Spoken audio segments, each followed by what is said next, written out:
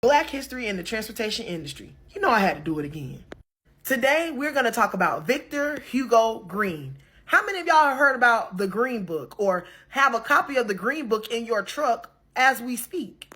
So the Green Book was actually originated back in the 1940s, and it contained information for African Americans to be able to navigate travel and transportation without going through cities and towns and areas where we were not wanted or we were not safe.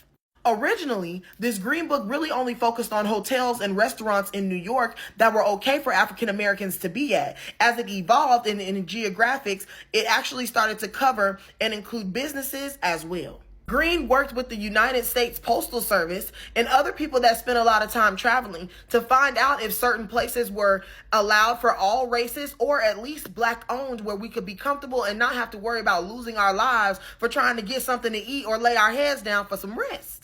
Green's Green Book became so popular that African Americans literally did not leave home without it in order to ensure their safety and their family's safety. There were roughly 15,000 copies of this Green Book sold annually. The final edition of this Green Book was edited and done in 1954 by his wife after he passed away, and she kept up with updating it, and that was the final update that they experienced with this Green Book. So let me bring this home for you. This very Green Book here is still referred to today for people in the transportation industry to use. How many times have you heard someone tell you to get a copy of the Green Book that gives you bylaws, clauses, geographic locations of highways, and information right now in today's society? And for those of you that were unaware, the FMCSA, the Federal Highway Administration as well, and the Department of Transportation also adhere to it and call it a policy on geometric design of highways and streets, still referred to as the Green Book.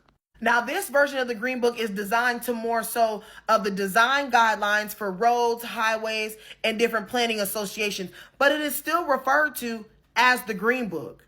I'm sure that Mr. Hugo here, Hugo Green, never thought that his book would be the catalyst for the way that we keep up and navigate highways and byways today.